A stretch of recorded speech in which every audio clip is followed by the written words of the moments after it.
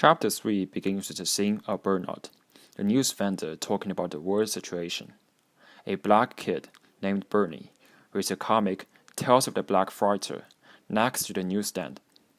When unmasked Rorschach approaches, the news vendor gives him a copy of the New Frontiersman and tells him that the end of the world will happen today. At the research center, Dr. Manhattan splits into two as he caresses Laurie Truspectic. When she sees one of Dr. Manhattan working while another talking to her, Laurie becomes annoyed and leaves him to find Dan Dryberg. In an interview with Nova Express, Jenny Slater believes that Dr. Manhattan, her ex-boyfriend, causes her to have cancer.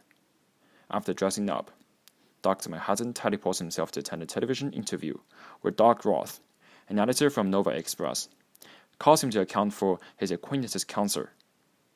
Deeply disturbed by the reporter's questions, Dr. Manhattan screams, "Leave me alone," and teleports everyone except himself out.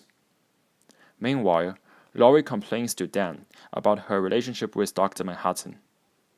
As the two former vigilantes walk to Holly Mason's house, they encounter a group of knot tops and quickly overpower them.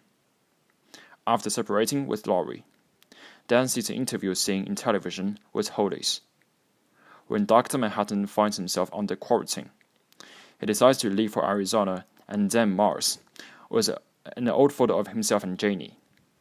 With Dr. Manhattan self-exiled, the Russians seize a chance to invade Afghanistan, forcing President Nixon to consider several scenarios of global nuclear war with his advisors.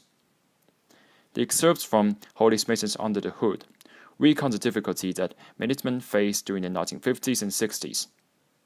With the emergence of Dr. Manhattan and other new costumed adventurers, the superhero culture managed to survive in the United States. There are several key themes throughout this chapter. The first one is a presentiment of danger. At the beginning of this chapter, Bernard the news vendor delivers a long monologue about the tension between the two superpowers. When he encounters Rorschach, who holds a placard saying, "The end is nigh," he tells the unmasked vigilant that the end of the world will happen today.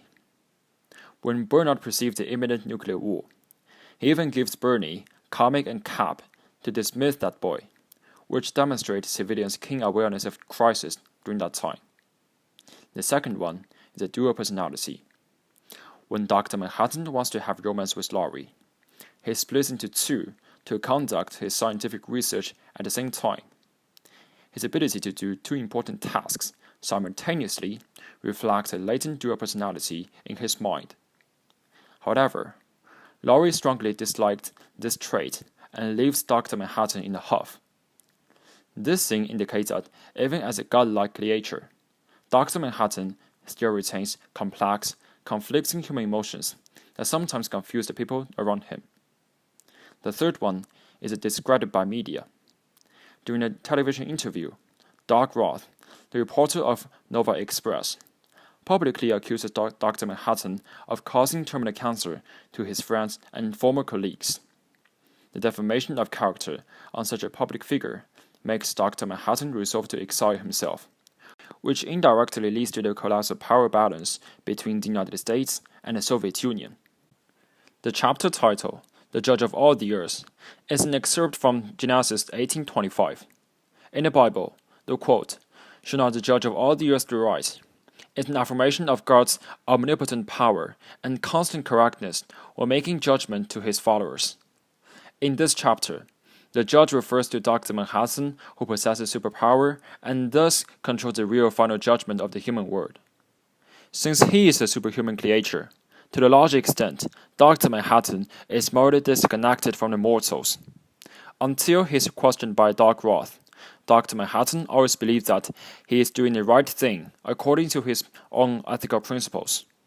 The quote appears at the very end of the chapter when Dr. Manhattan exiles himself to the desolate Mars and reflects the correctness of his past deeds. In this chapter, there are four major characters. The first one is Rorschach, also known as Walter Kovacs.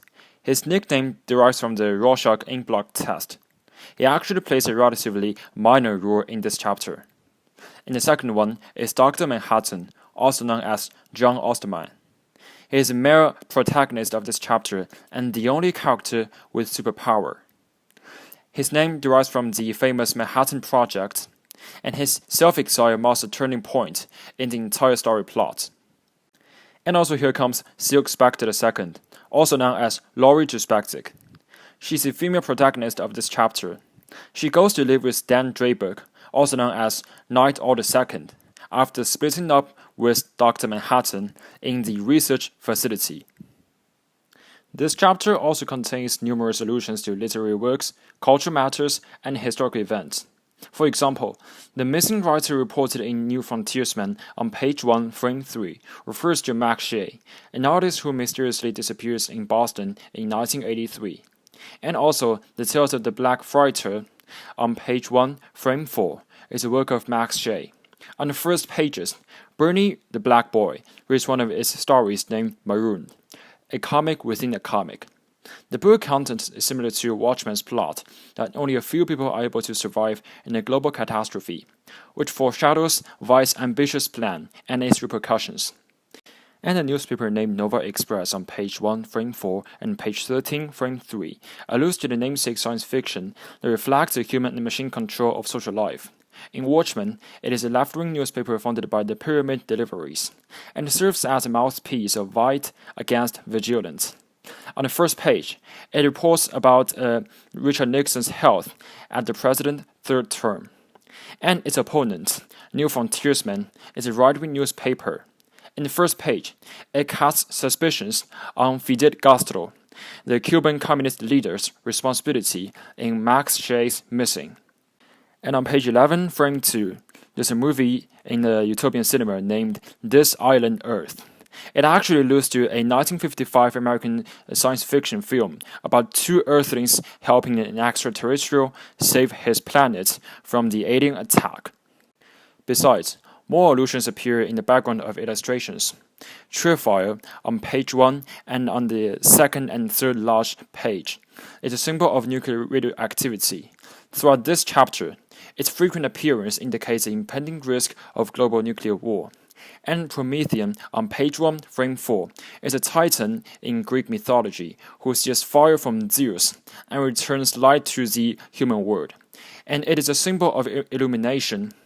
The Promethean Cab Company that appears in page 1 is probably owned by Vite. And another Greek titan named Atlas appears on page 2, frame 5, in Bernard's monologue. As the epitome of persistence and fortitude, Atlas supports the entire world with his two arms. On page 7, frame 4, there's a brand of cosmetic produced by Vite Enterprise named Nostalgia. Its appearance on the advertisement board stands for the ubiquitous presence of Ozymandias power in New York City. Pale Horse is a musical band whose name derives from Revelation 6:8 of the Bible. As a personification of death, it implies an imminent disaster on mankind. One of its posters appears on an LA wall on page 11. Who watches the Watchmen? It is a slogan that also appears in the alley. It is essentially a question about where the power should reside. Before the King Act, vigilantes have largely replaced the police as protectors of public order. However, this raises concern about the abuse of power. Gordian knot is a legendary knot untied by Alexander the Great, one of Vice's idols. It is therefore a metaphor for complex problems. On page 7 and page 8, there's a locksmith from Gordian Knot Lock Company that was repairing the door lock of Dan's house, and his company is probably also under Vice control. Doomsday Clock is a calculator of the world's proximity to catastrophe, which means the midnight. In this chapter, it's still about 10 minutes until the midnight, at the very ending. The Soviet invasion of Afghanistan happened in 1979, but in Watchmen, it delays by 6 years because Dr. Manhattan helps to maintain a balance of power. The exile of Dr. Manhattan, however, creates a power vacuum for the United States and precipitates the Soviet aggression. President Richard Nixon resigned in 1974 because of the Watergate scandal. In Watchmen, thanks to Dr. Manhattan, he successfully concealed the scandal, wins the Vietnam War, and gets elected for the third time.